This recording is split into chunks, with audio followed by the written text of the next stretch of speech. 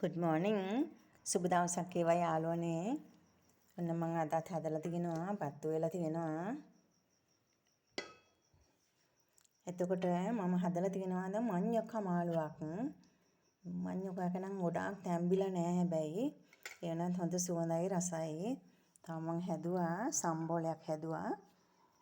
මේකට මම හාල් මැස්ස දාලා සම්බෝලේ රම්පේ කරපිංචා සුදු ලුණු එහෙම දාලා මේක මම තෙල් දාලා තියෙනවා. එතකොට මම මෙතන බටු බැදුමක් හදලා තියෙනවා. කරවල කෑල්ලක් දාලා බටු නම් අද පොඩ්ඩයි තිබුණේ. ඒ වුණාට හැදුවා ඒක නාස්ති වෙන නිසා.